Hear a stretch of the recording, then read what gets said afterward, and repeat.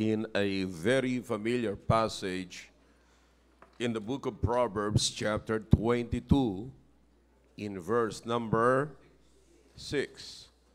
Okay, Proverbs 22, verse number 6. Now, meron lamang po tayong ilang mga babanggitin po dito, mga kapatid. This is actually the continuation of my message this morning.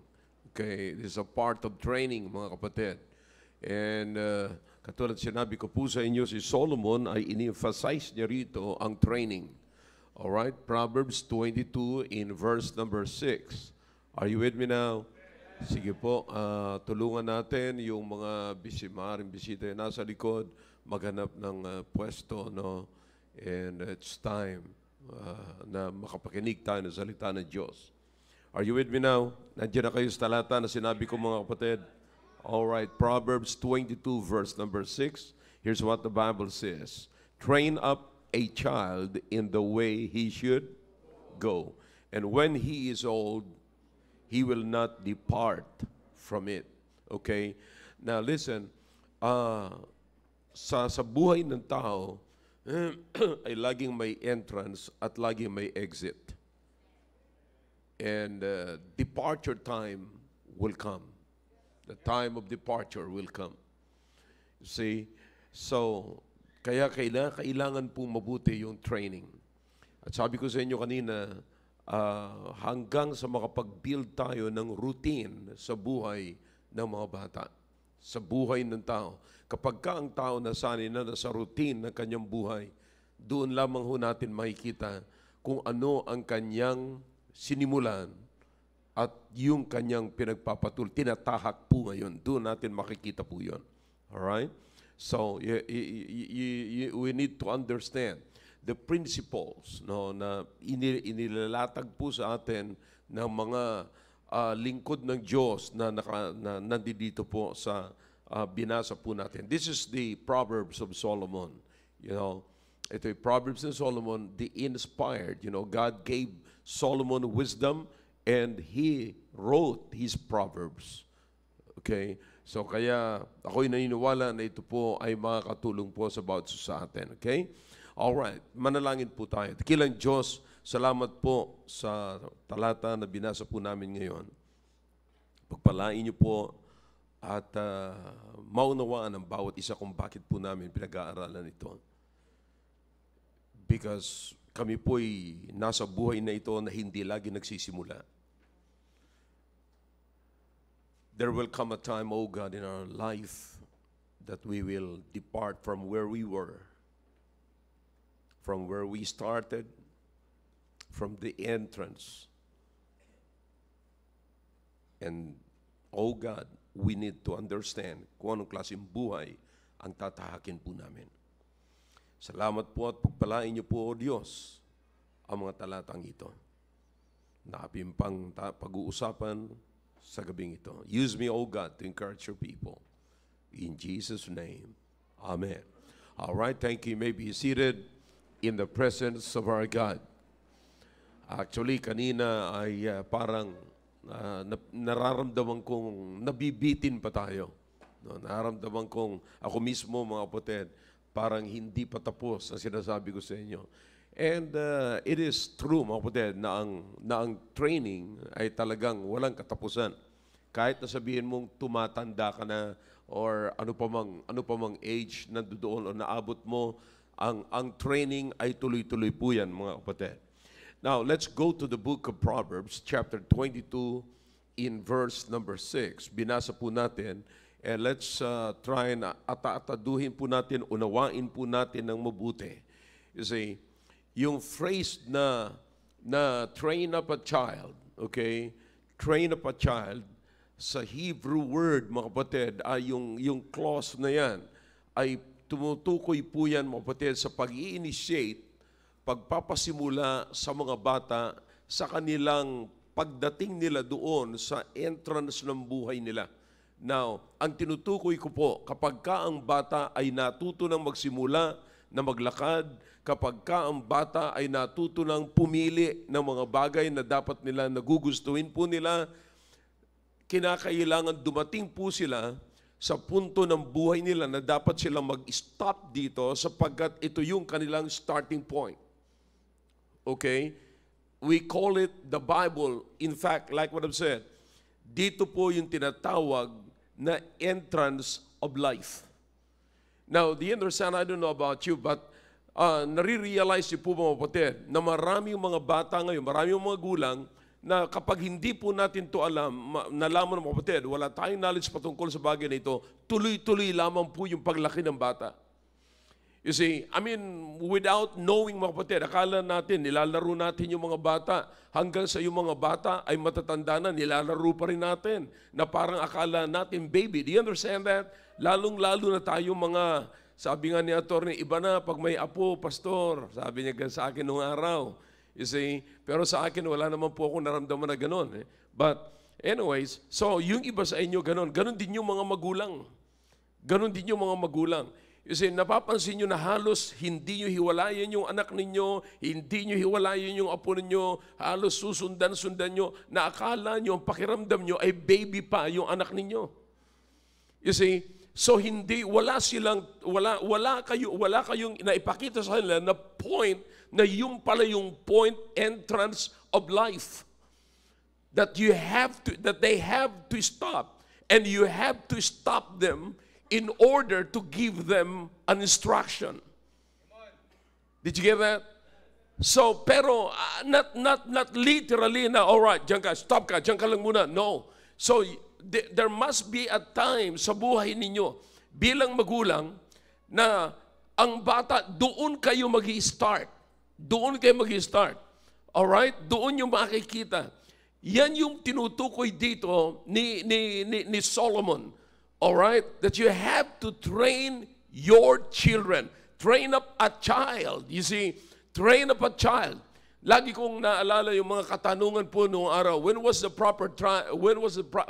proper time to train a children or to teach your children? You see, laging katanungan po yan.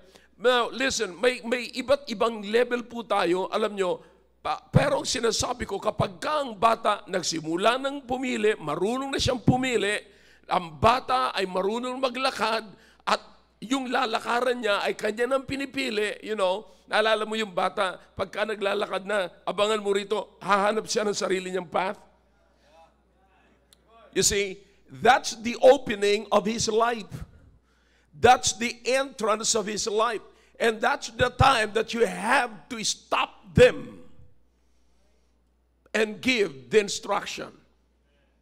You see? Anybody following me?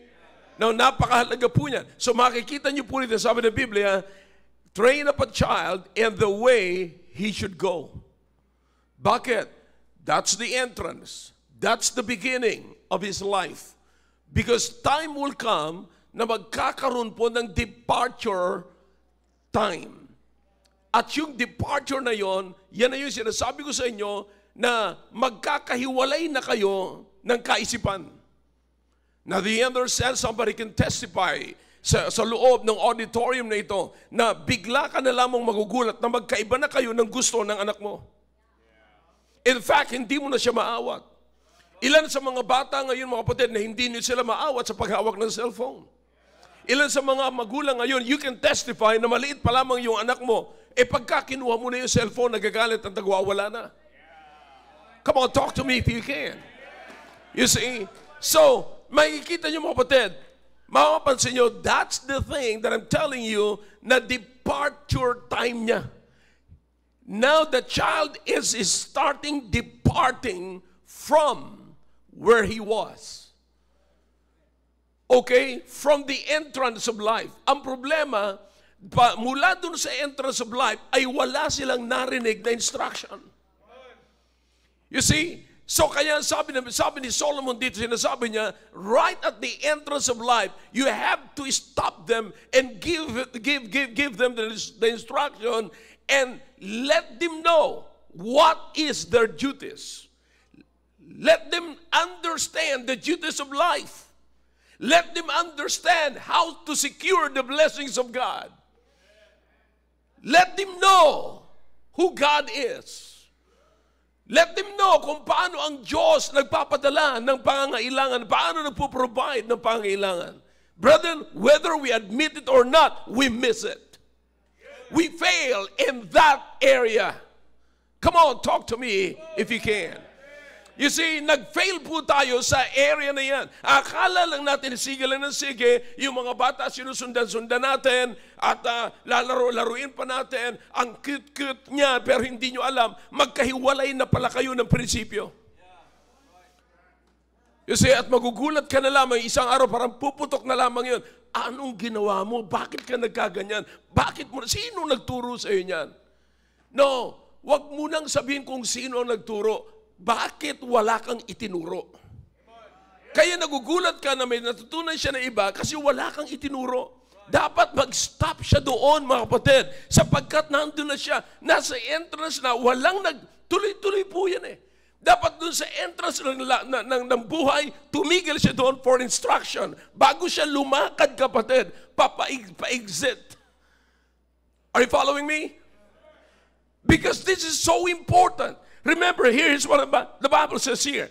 He will not depart from it. Because kahit na papunta na siya sa exit, kahit na nandun na siya sa sa departure na lugar, kapatid, but I'm telling you, kung meron kang instruction bago siya lumabas, hindi niya makakalimutan ang instruction na binigay mo sa entrance of life. Did you get the point? Now, you listen to me now. Here is David, the father of Solomon. Anong sabi niya? All right, if you can turn your Bibles in the book of Psalm 37. Look at verse number 23. Okay? Again, huwag niyong kakalimutan, mga kapatid. At when a child starts to take the steps of life, kailangan niyo ito. Look at verse number 23. Ano sabi ng Biblia?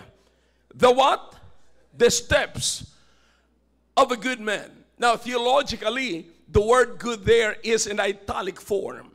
In other words, that's not in the original. That's not in the Hebrew word. So there's nothing for that. But listen, literally, that is, the Bible is referring to the strong man. Okay? Now, pag nag-aral kayo sa Bible school, maunawaan niyo po yung sinasabi kong yan. Alright? Now, the strong man. Now, here's what the Bible says. The steps of a strong man, of a good man, are what? Ordered by the Lord. You see, the word order there, it refers to set up. You see, kapatid, ang Diyos ang nagsiset up ng ating steps. And imagine na kapag ka ang isang tao, mga kapatid, pumasok sa entrance of life at nagpatuloy siyang gumawa ng steps na hindi order ng Panginoon, alam niyo na kung saan pupunta ang batang yan. You see, the good man, the steps of the good man, the steps of the strong man, the steps ng isang matitino na tao, mga kapatid, ay sinet up ng Panginoon. But, kung hindi mo pipiliin yung sinet up na steps ng Panginoon para sa iyo, anong steps ang gagawin mo? Anong buhay ang tatahakin mo? Saan ka pupunta ngayon? You see, it's very clear that the steps of a good man are ordered by the Lord. Hindi ang Diyos nag-set up ng anumang klaseng buhay, anumang klaseng path, mga kapatid, na para masira ang buhay ng tao. See that? So this is very clear. Now, why is this important? You see that? And then the Bible says, keep going. Sabi ng Biblia, the steps of a good man are what? Ordered by the Lord. And he what? Delighted in his way.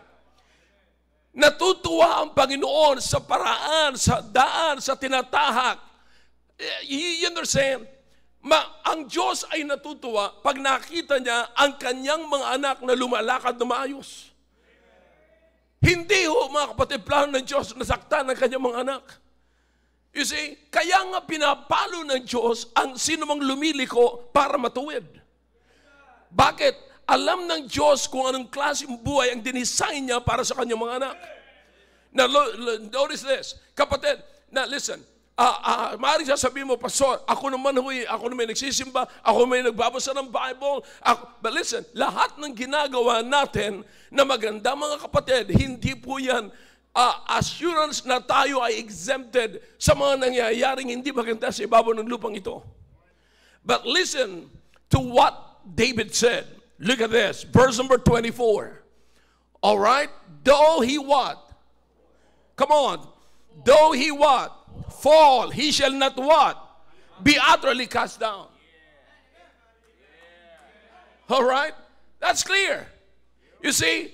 So, if your step, if your walk, if your daily life are ordered by the Lord, then maaaring dumating sa punto ng buhay mo na weak ka, maaaring matalisod ka, maaaring madapa ka, but listen to me now, hindi po yan ang katapusan mo. Remember what the Bible says, a just man falleth how many times? 7 times, but what? Why? Because your ways, your steps are ordered by God. Listen, this is the principle also that was taken by the Apostle Paul. If you can turn your Bibles in the book of 2 Corinthians, chapter 4. Chapter 4. Look in verse number 8. Okay, chapter 4, 2 Corinthians chapter 4, verse number 8. We are troubled on every side, yet not distressed. You see that? So exactly, meron tayo ritong parehas, kapatid, na principle sa Old Testament na kinuha ni Paul sa New Testament. Napakalayo na nito. Napakalayo ng distansya ni David, ni Solomon, kay Paul. Pero they're using the same principle. You understand what I'm saying? Kapatid, kung ito ang kukunin natin sa panahon natin ngayon para sa mga bata, kapatid, hindi ho ang bata maaaring mag-fall man yan. Sapagkat walang perpekto, mga kapatid. Kahit ng pangalan mo perpekto, yung lakad mo ay hindi perpekto. You see, kamakailan lamang nalaman ko na ang tsunami walk pala pag ganun gano'n, kaya pag ganun gano'n hindi pantay ang lupa. Alright? Now listen, here's the thing. Okay? Now, hindi po tayo exempted sa mga nangyari sa ibabaw ng lupang ito. But at least, alam natin kung anong gagawin natin when we fall. There is an assurance here, kapatid, na kapag na-train natin ang ating mga anak, maaaring darating sa punto, hindi sa lahat ng bagay ay strong sila. But as you continue, kapatid, listen, don't miss this. As we continue teaching our kids and training our kids, they will learn until they learn to take orders. Now, do you understand what I'm saying? May mga bata na hindi po nila alam kung paano mag-take ng orders. You understand what I'm saying? Taking orders meaning you are obedient to your parents. Because you know how to take orders.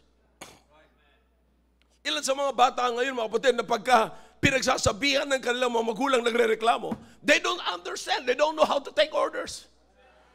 Anak, ganito ang gagawin mo. Hindi, depende yan. Hindi naman ako katulad. Hindi ka marunong mag-take ng order. So that's why you need training. Young people, kaya kailangan nyo ng training.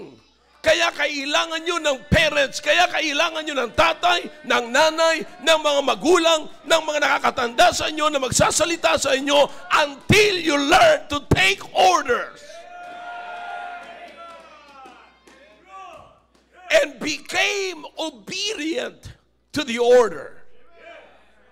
You see that? Until na yung steps mo, malalaman mo, my step right now is ordered by the Lord. Every time I make a step, must be the order or coming from the Lord. You see, kapatid, hindi madali ang buhay na ito. Huwag kang masyadong mag-rely sa iyong pinag-aralan sa academy or saan pa man. I've seen it all. Nakakita na ako ng mataas na pinag-aralan na nagwakas sa kulungan. Pinagmamalaki niya yung kanyang profession. You see? Kanina lamang, kanina umaga, may nagpadala sa akin kung paano napahiya yung isang senador, pinahiya sa isang interview. Napahiya sa isang interview. Ang taas, nagpakakilala, ang dami niyang ginawa, naging leader siya ng mga, dito sa bansang ito. But, grabe, pinagmamalaki niya ang kanyang kaalaman, pero nagtapos sa kahihiyan. So you understand what I'm saying? Kapatid, just imagine a person, imagine your day that you are in your path, you are walking in your path that is not ordered by God. Woo! Imaginin mo sa araw na ito. Imaginin nyo sa araw-araw. Sigurado ka ba talaga na pagka ikaw nabuhay sa araw-araw, ang bawat step na ginagawa mo ay order yan ng Panginoon. And imagine kung yan ay hindi order ng Panginoon. And the Lord, the Bible says, delighted in your way. Because you're taking the path of God. You're taking the path of the Lord. Kung wala, kung hindi, ano pagmamalaki natin? Pasaan tayo? Remember, there is a way that seemeth, but the end thereof, that's it, the ways of death. That's what you thought. Marami sa mga young people ngayon, now listen to me now, wag kayong, don't stoop down, kapatid. Makinig kayo ng mabuti. Look straight dito, mga kapatid. Okay? Especially you young people, ini-imagine ko, ang mga bata ngayon, ang ilang taon pa lamang minsan nagbibiro si Noel pagka si Noel ay sinasalaula ng kanyang mga inaanak. Sinasabi niya kagad, ilang taon ka na ba? Ilang taon ka na ba? Sapat pinapakita niya yung kanyang experience, mga kapatid.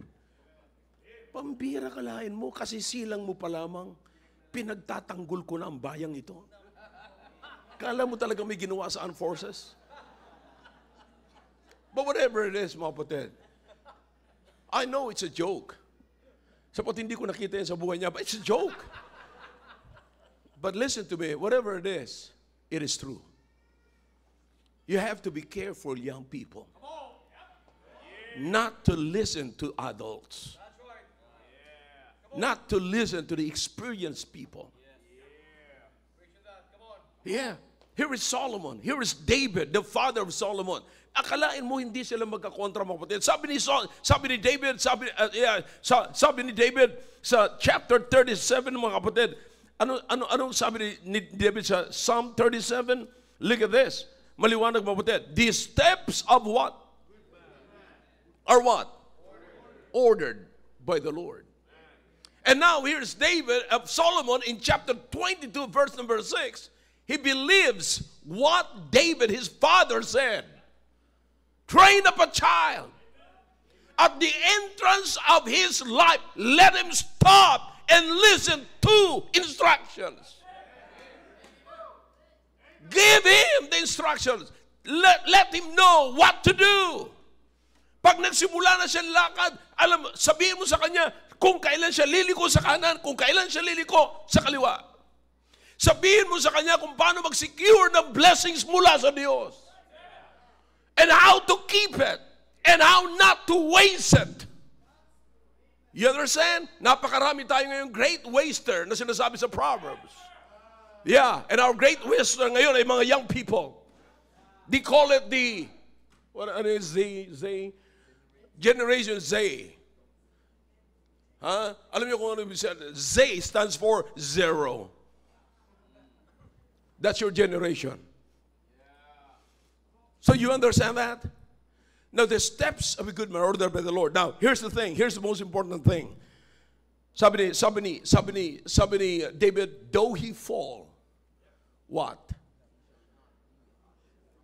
He shall not be what? Utterly.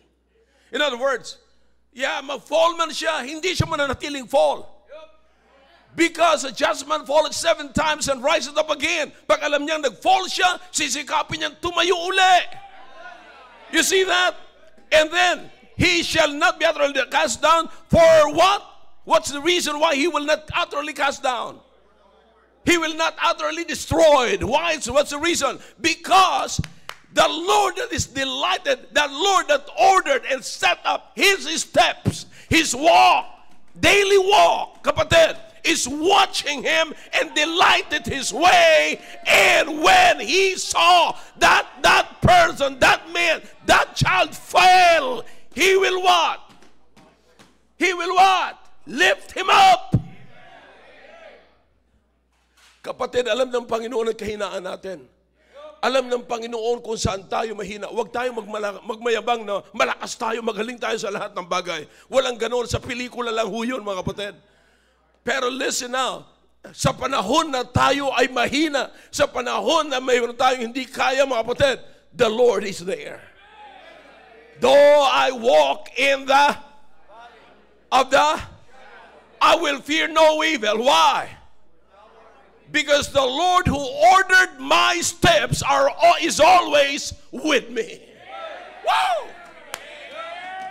And so what happened, mga kapatid, in chapter 4 of the book of 2 Corinthians, though we are troubled on every side, yet not what?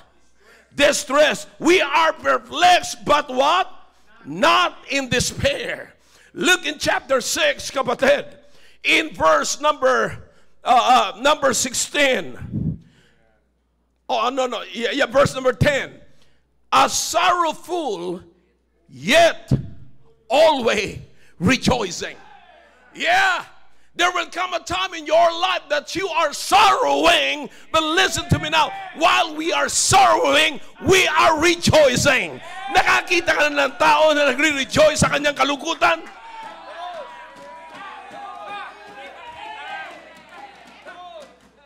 This is the Bible. Pagka tayo po, mga kapatid, dumating sa buhay natin na tayo, may umatake sa atin, may nagsalita laban sa atin, may nagda-down, pili tayong pinupull down, and then, hindi tayo nakaganon. Hindi tayo nakasalumbaba. Delikado yung pag nakasalumbaba, lalo na medyo mababa. Maraming baba. So you understand what I'm saying? Sorrowing but rejoicing. Oh man, I'm talking. Am I talking to you? Yet, as poor, making what? Many rich. As having nothing, and yet possessing what? All things. Why? Makita ng tao where it looks like parang wala naman tayo eh. Pero hindi na alam kung sino ang nasa atin. This body right here is the temple of the Creator of the universe. Listen, kaya nga po kapatid, ito ang dapat malaman ng mga anak natin. Na hindi yung pagka nabigo ka lamang at hindi ka nasagot sa iyong text message, gusto mo nang magpakamatay. Na pagka hindi ka napansin, parang giba na ang mundo mo na parang, nawala na lahat. Parang sabi nila, parang akong yelo na natunaw. Yung iba naman parang binuhusan ng malamig na tubig na nawala na ang lahat, mga kapatid. Listen, totoo sinasabi mo, mawala man ang lahat, but if you have God, He is the person who said He will never leave you nor forsake you. Saan lahat po ito? Lahat ng sinasabi natin ito, saan po nakadepend ito? From the beginning. From the entrance of life. From the entrance of life. Kaya nga itong mga bata na ito, sinasabi ko, always pay attention. Are you paying attention? Pay attention. Hindi. Listen. Anumang pinapasok niyong ministries dito, na hindi nyo kilalang mabuti ang Diyos, walang kwenta ang ministry na yan. Ano man ang gagawin nyo sa loob ng simbahan ito, napapansin kayo, pagka wala ang Diyos dyan sa ginagawa nyo, pag hindi involve ang Diyos dyan sa ginagawa ninyo, walang blessing yan. At pagka walang blessing yan, walang kagalakan yan. Walang kagalakan yan. Sinasabi ko sa inyo. So you have to make it sure, every time you make a step, it is ordered by God. Not by you. You see? Listen, greatness is not because of who you are. The greatness of your walk depends on the greatness of God. I'm telling you, habang binabaybay ko po ang talatang ito, sabi ko, wow, paano na lang kung wala ang Diyos? Paano na lang kung ang step ko sa araw na ito ay hindi step na in-order ng Diyos, hindi sinet up ng Diyos? See? See?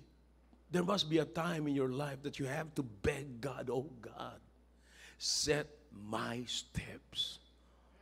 Oh God, I will never make a step, even one step, na hindi mo order.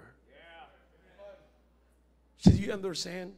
Na yung mga batang ito na dapat pag dumating sila sa punto na, marunong silang pumili, dapat matuturuan na natin sila kung ano ang pipiliin nila. Marunong ka nang lumakad, okay, alam mo, mauunawaan mo na ang iyong lakad ngayon ay lakad yan na order ng Panginoon. Pag lumiko ka sa kaliwa, yan ang command ng Panginoon. Pag lumiko ka sa kanan, but never turn right, na hindi kinuman ng Diyos. Just keep going, keep going, keep going. Walang katapusan, yan lang ang alam mo. Sapagkat alam ng Diyos kung saan ka magtatapos. Sabi ng iba, lahat nakakaranas ng kalungkutan. And yet, ang isang buhay na sinet up ng Panginoon, may kalungkutan man, sa every time na dadating ang kalungkutan, nandun ang kasiyahan. Nakakita na ba kayo ng isang Kristiyano na dumating sa punto ng buhay niya na, may problema na naman ito. Pero pasok agad sa isip niya, hindi ito bago. Hindi ito bago. Etong problema, hindi ito bago. Marami na nakaranas nito, at hanggang ngayon, yung ibang nakaranas nito ay nabubuhay pa. Yung ibang nakaranas nito ay nakangiti pa. Yung ibang nakaranas nito ngayon ay tuloy-tuloy ang kanilang trabaho at sila'y umaasenso pa at tuloy-tuloy sa kanilang career. In other words, wag tayong paluluko sa diablo na katapusan mo na pag nagkaproblema ka. Listen, hindi order ng Panginoon. Wala pang order ang Panginoon na sinabi ng Panginoon, halt! Stop! Stop living! Stop breathing! No, walang order ang Diyos na ganyan. If God says, keep walking, keep going, don't quit, then never quit. Ilan sa mga young people ngayon, kaya yan ang dahilan kung bakit meron tayong training para sa inyo. Akalain mo, katatakutan mo ang training na ito sapagkat ayaw mong umitib. Kasi wala ka nang ibang ginawa kundi magpunas ng pampaputi.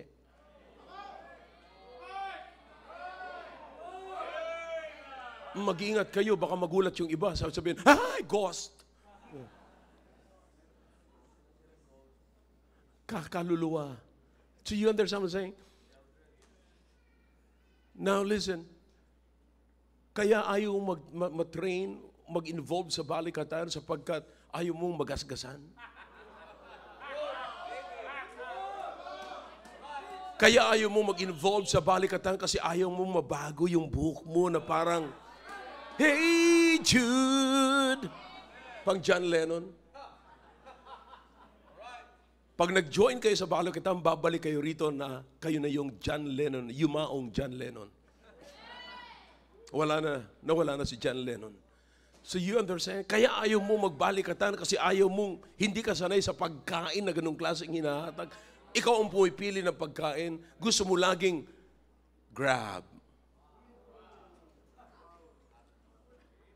The green grab. Kaya ayaw mo magbalikatan hindi sapagkat wala kang pambayad.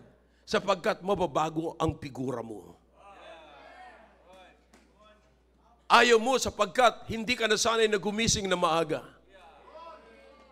Listen, there will come a time, sabi ko nga, you can avoid the training, but you cannot avoid the battle.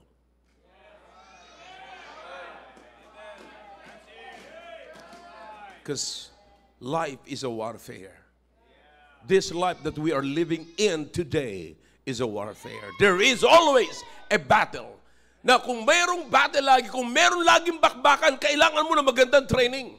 Ngayon, kung ayawan mo ang training, sige, makakaiwas ka sa training, pero hindi mo kayang iwasan ang problema na darating sa buhay mo. Time will come that your life, you will face off with your life in this world. You will be confronted by the problems of this world, by the troubles of this world. But when you fall, hindi ka nababangon uli. Why? Because you took your own steps that is not ordered by God. See the importance na kinakailangan tayong merong order ng Diyos. Ang steps natin ay order ng Diyos. Yeah. Hindi mo may iwasan. Ika-confront ka. I'm telling you. Ngayon okay pa kasi nandiyan pa si Mama Mia. Nandiyan pa si Mamila. Papa, Lolo pa. Yeah. Nandiyan pa silang lahat. Buhay pa. Pagbukas mo ng rep, nandiyan lahat ng kailangan mo. Yeah. Kuha ka ng milk tea, nandiyan na, Irina. Dadalaw si Lola, dadalaw si Lolo. Oh, bago siya dumalo, may order ka muna, parang McDonald's ang bahay ni Lolo at Lola. Magdala ka ng ganito, Lo, ha? Magdala ka ng ganito, La, ha? Alright. See, you understand what I'm saying? Madali lang. Sige, lahat. Halos ang iyong kamay, hindi nakakahawak ng matitigas, kaya napakalambot ng kamay mo. But listen to me now, again and again, you can excuse yourself and make excuses and excuse yourself from training, but you cannot excuse yourself from problems. Because life is life. Haharapin mo yan. Isang araw nakakalungkot, nahaharapin mo ang isang strong problem na weak ka. Bakit? Wala kang training. Hindi ka nasanay na humarap. Ang tanging gagawin mo lamang ay umiyak. Yung ambon pa lamang ulan na sa'yo. Yung sinat pa lamang ay lagnat na sa'yo. If that would be the case, how can you stand? Compared to what David said, though he fall, he will not what? Utterly destroyed, cast down. Sorrowing, yet rejoicing. Why is that? Because he's taking the path that the Lord set up for him. I hope this message is clear. Brother, young people, pag-isipan nyo ng mabuti. You still have time. Consider this training. Hindi tayo magtatagal. 2 weeks lang to. Ipinakita ko sa inyo kaninang umaga kung gaano kahalaga na imagine, yung wisdom, hahabulin mo na para kang naghahabol ng pera. Kung gaano iniisip mo gaano ka-importante ang pera, ganun din isipin mo na importante ang wisdom. Because wisdom is the what? Principal thing. Therefore, get wisdom and understanding. Why you need understanding? Because understanding is the ability to use the wisdom. Young people, don't miss this tonight. I don't know what's going to happen after this. But listen to me now. Bukas, hindi mo hawak ang bukas.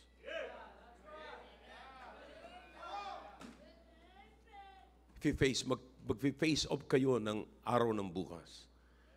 Haharapin mo. Hindi pwedeng hindi. Hindi pwedeng iiwasan mo. Kahit saan ka pumunta, may bukas. Kahit saan ka pumunta, may buhay. Pero pinakamaganda, dito pa lamang kaya mo nang harapin ang buhay. You can stand alone. Lagi mong iisipin, halimbawa mawala na si mama. Halimbawa mawala na si papa. Halimbawa mawala na si lola. Halimbawa mawala na si lolo. Anong gagawin ko? Ngayon, sabihin mo, tagal pa yan. Salamat sa Panginoon. Sana siya nawa. Sana tumagal pa nga. Pero sana yung matagal na yun, yan yung span ng iyong training. Yan na yung span na binibigay and chance na binibigay sa iyo ng Panginoon para matuto ka ng mabuti. Remember this. Remember this. I like that. Remember this. The steps of the good man, strong man, are ordered by the Lord. And the Lord delighted in his way. Though he fall, he will not be utterly cast down. He will not be utterly destroyed. Why is that? Because the Lord delighted in his way. Sa panahon na siya bumagsak na, the Lord will lift him up.